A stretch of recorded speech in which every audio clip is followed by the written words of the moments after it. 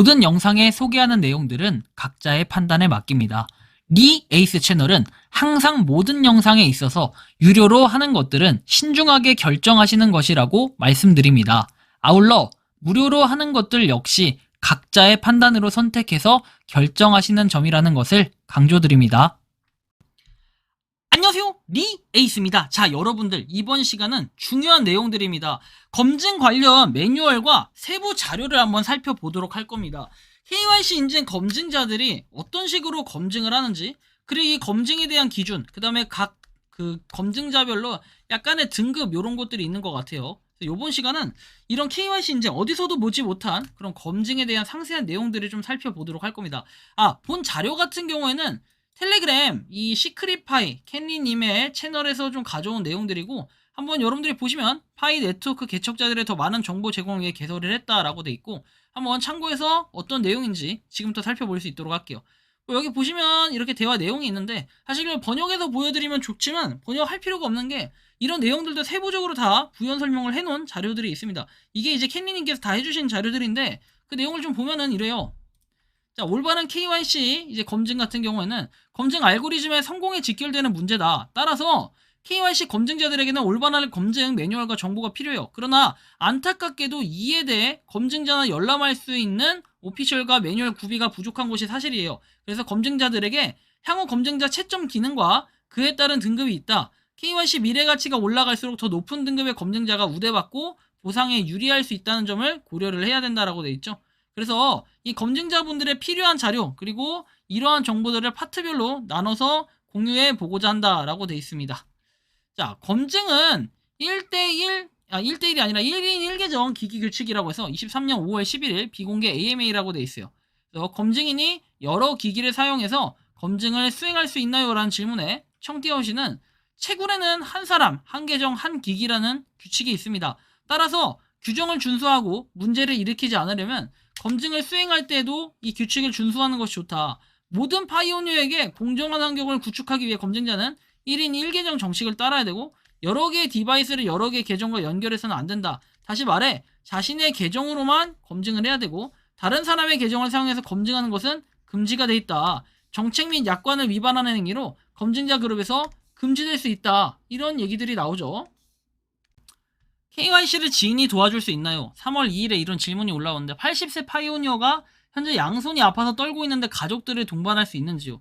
네, 물론 가족이 파이오니어가 휴대폰을 들고 KYC 절차를 수행하는 것을 도울 수 있습니다. 파이의 핵심은 포용성이라는 점을 기억하세요 해서, 이거 약간 비슷한 질문들이 있었죠. 팔이 불편해가지고, 팔이 잘려가지고 내가 인증을 못 받는 상황이면 옆에서 도와줘도 되느냐, 이런 게 있었는데, 이런 게 당시 있었네요. 답변이 22년도에. 이런 부분을 볼 수 있고, 그 다음에 또 이렇게 내용들, 대화를 하고 있는 내용들을 보면 이 내용들을 추가적으로 설명하는 자료들 제가 보여드릴 건데, 이 내용들인데, 자, 보시면 사고로 인해 얼굴에 변화가 있는 경우, 사고로 인한 흉터가 있어서 KYC 제출 서류 사진과 다르게 얼굴에 변화가 있는 경우 KYC를 통과할 수 있는지라고 합니다. 실제 사람인 파이오니어가 이러한 사례를 검토하고 이의제기를 처리한다. 따라서 상황을 설명할 수 있고 문제가 없을 것이다 라고 얘기를 했죠.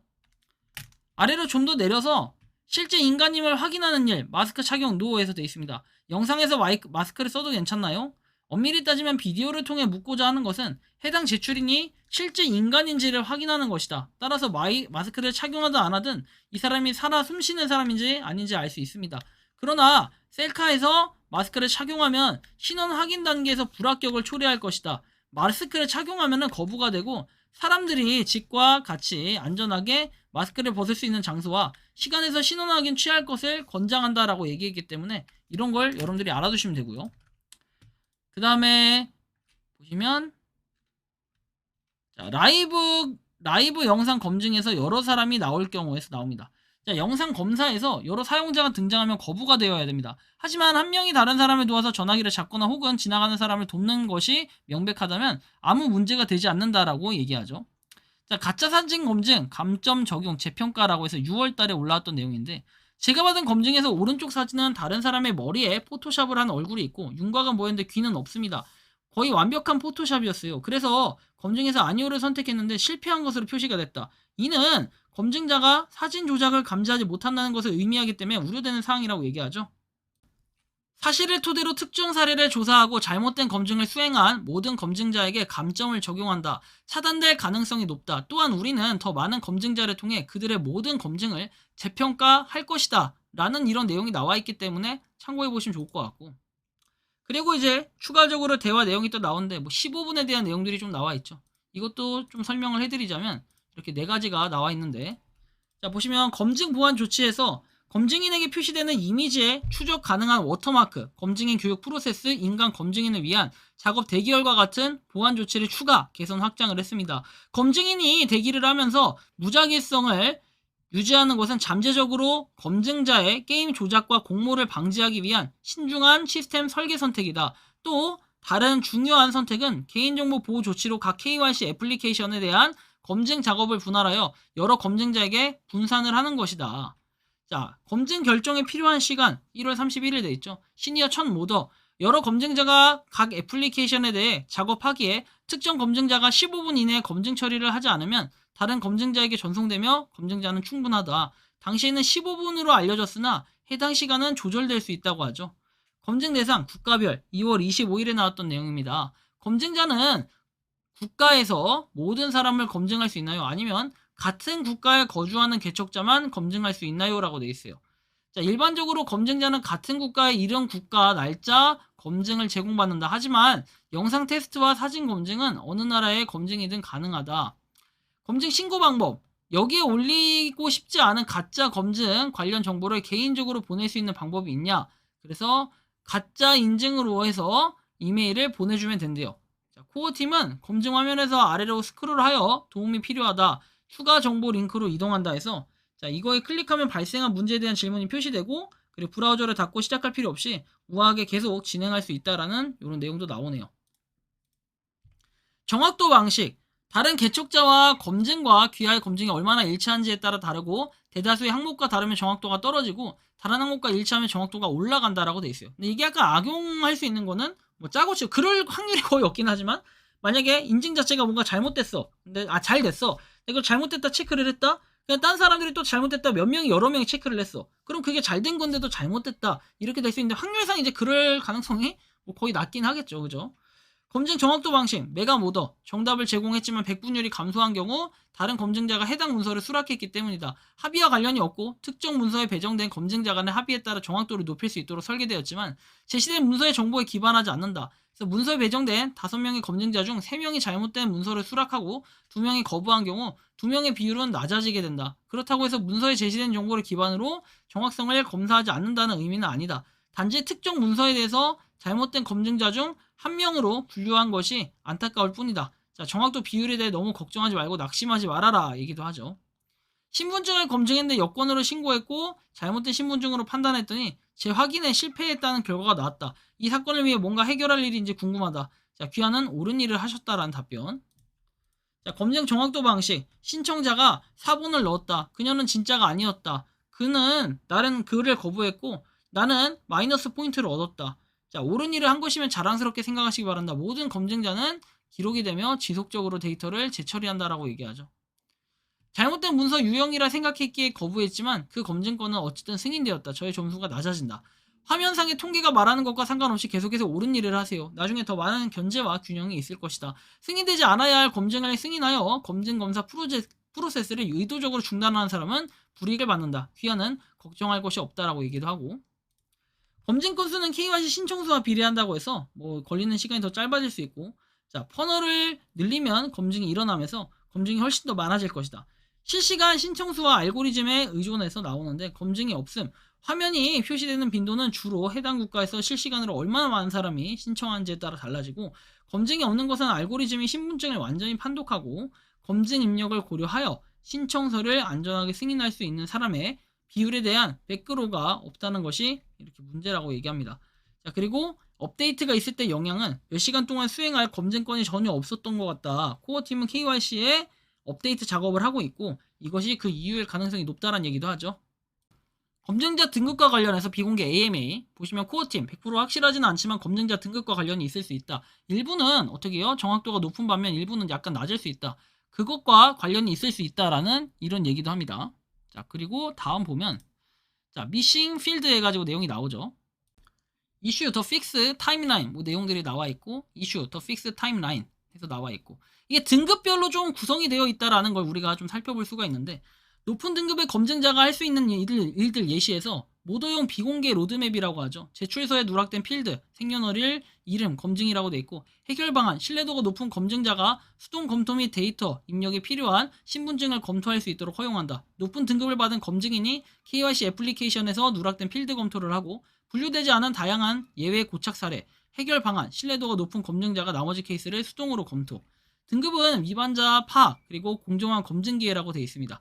보면 일부 검증인이 다른 검증인보다 더 나은 일을 하고 있기 때문에 검증자들에게 등급이 주어졌다고 말하신 적이 있다. 설명 부탁드린다. 검증자 점수는 요구되는 사항을 누가 이해하고 있거나 못하는지와 검증자에게 요구되는 사항을 누가 위반하고 있는지를 파악하기 위한 척도다. 등급이 높은 개척자에게 더 많은 검증을 완료할 수 있는 기회를 제공하지 않고 저희는 최대한 공평한 검증 기회를 제공하기에 노력하고 있다. 일반적 검증 수는 동일하게 분배가 된다고 해도 분명히 더 높은 등급의 검증자들은 더욱 다양하고 높은 수준의 검증을 받을 수 있다. 등급과 관련이 있을 수 있다라고 해서 검증자 등급은 일부 정확도가 높은 반면 일부는 약간 낮을 수도 있다라고 얘기를 해요.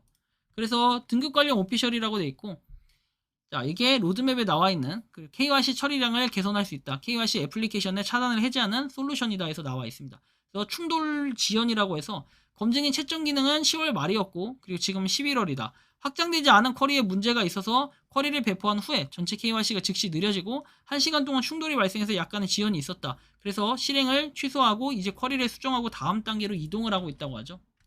검증 매뉴얼 파트 2로 검증 정확도, 검증 건수, 검증자 등급에 대해 알아봤다 라고 돼 있고, 결국에는 코어팀에 70만 명의 검증인이 있다라는 발표가 9월 달에 있었고, 그 다음에 신뢰할 수 있는 검증자 수는 12만 5천 명이라고 2023년 1월 21일에 발표를 했습니다. 숫자보다는 신뢰의 초점을 더 맞출 수 있다는 걸 알 수 있다는 얘기고, 이렇게 신뢰할 수 있는 검증인의 역할은 앞으로 매우 중요하게 자리에 잡힐 것이라고 생각된다라고 합니다.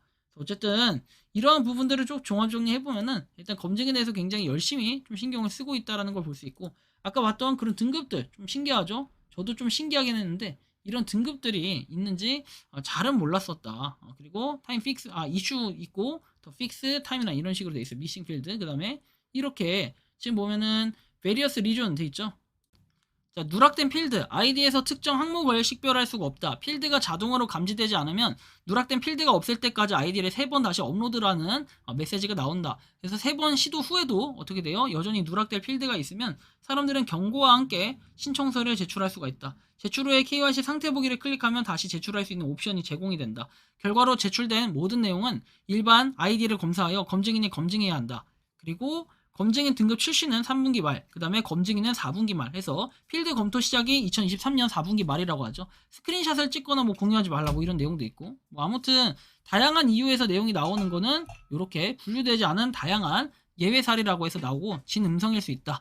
시스템 오류로 인한 문제를 해결하기 위해 재처리하고 표준 검증 대기열에 추가하는 스크립트에서 이렇게 10월 말이라고 돼 있죠. 그러니까 이런 것들을 저는 볼 때 저는 좀 궁금한 부분이 이런 거예요. 뭐냐?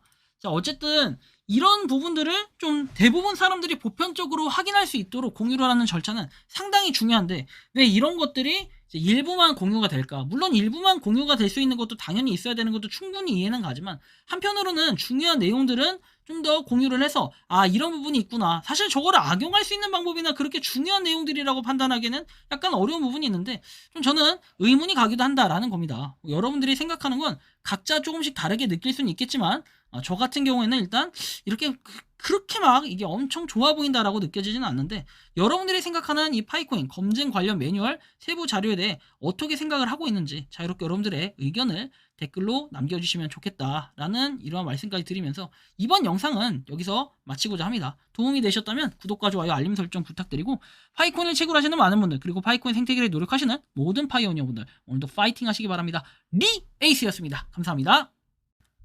평소에 궁금하셨지만 내가 시도해보기 어렵거나 시간 낭비하고 싶진 않고 새로운 제보를 해주실 분들께서는 아래의 주소로 메일을 보내주시면 제가 해결해드리겠습니다.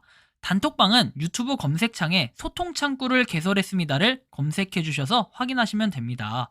아울러 채널 멤버십 가입 시 다양한 혜택을 누리실 수 있으니 참고해 주시기 바랍니다. 시청해 주셔서 감사합니다.